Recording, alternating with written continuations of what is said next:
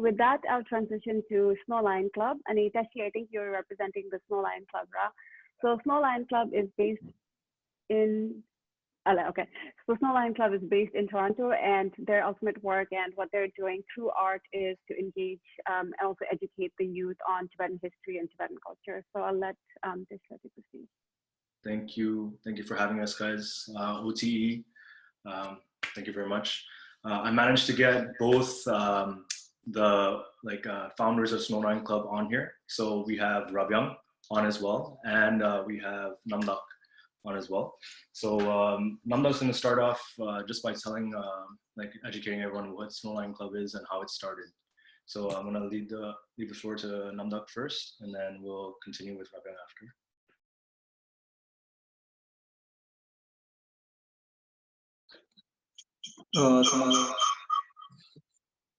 Someone that tested the Snowlion Club, the Hande Goat Sword, and Tambumanzo, Color, the Ima. Kituna, sorry, if I can interrupt. Namdhak, the video you on Kituna, I mean, so at least we can see your face. Jam Matuna, it's okay, but suggestion. Should come there. Oh, camera? Okay. Hey, how do you do this?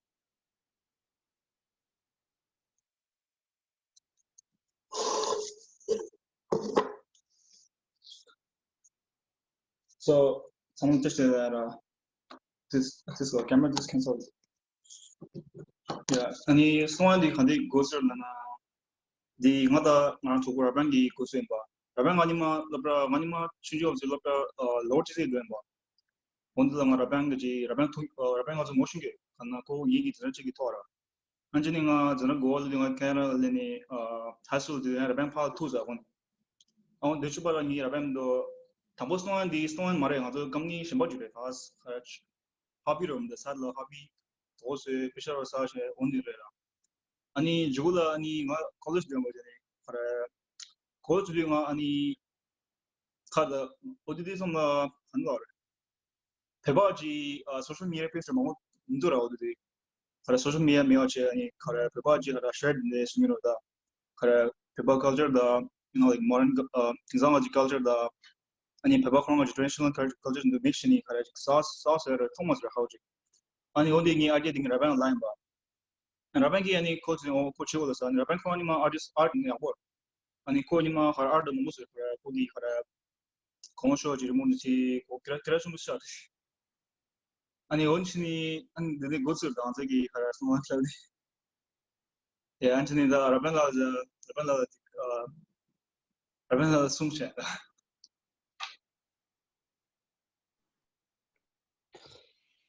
Hi there, everyone. Can you guys hear me? So I want to talk about our main goal with the Snowlion Club. So our main goal was basically later on we understood what we really needed to do when me and Namdhak talked. So we were our main goal was really to educate younger generation about Tibetan culture. So and then to engage with younger Tibetan generation, we need to find a really creative solution where everyone will be wow, that's they're really engaged to it, So as an artist myself, I felt art we can do lots of creative things. There's a lot to talk about in art, so, and then from that perspective, we went through with art, and right now we've been doing lots of collaboration with different artists. We've been encouraging a lot of younger generation, a lot of Tibetan artists, and I feel like it's really working through. From last year, we've been getting lots of support and everything, saying what we were doing was really encouraging lots of people. So I think our goal was really simple but really effective, and that was one of the first thing that we wanted to do. And so far this is what we are planning through, but we have lots of future plans to move on and make something really useful out of Snowlion Club. And I don't really have much to say. I think that's really plain and simple. And I want to move on with Tashi Lama and I want him to speak about our future goals and stuff. Thank you. Can everyone hear me?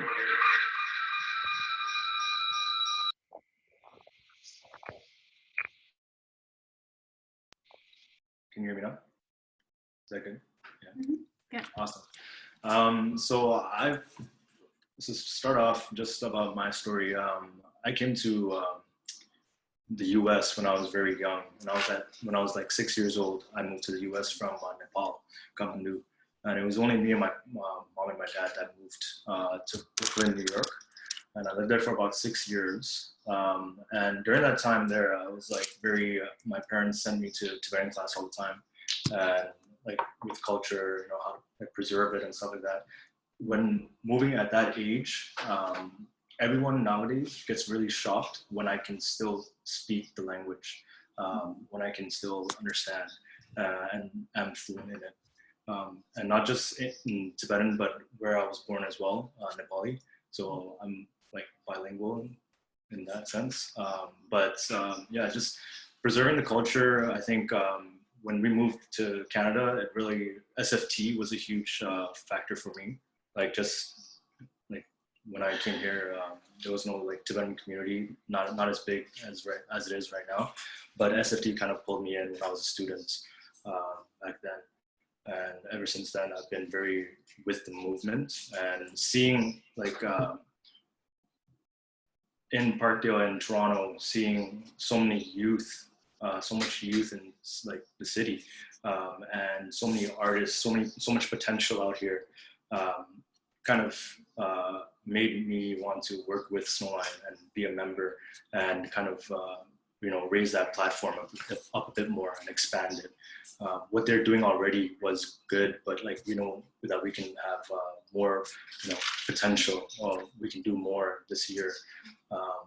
Even with this quarantine, what we've actually come up with for the next couple months or even the next month is actually doing a drop, like an exclusive drop, where we're going to be using all the profits from that drop to towards like frontline workers and like working with a larger organization to help out with like seniors and stuff like that.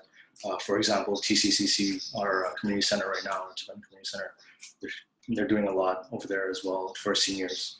So we're looking forward to that as well. And with all our art shows, everyone is welcome to submit their art. Please feel free. We will showcase anything and everything. There's no discrimination at all, and it's a just open platform for everyone just to express themselves. But other than that, I mean, we're still going. I hope everyone's staying safe, and that's about it. Thank you for having us again. Lolo, thank you. Thank you so much for sharing your story and how you started from the end, and also talking about some future plans for you. So that was really helpful.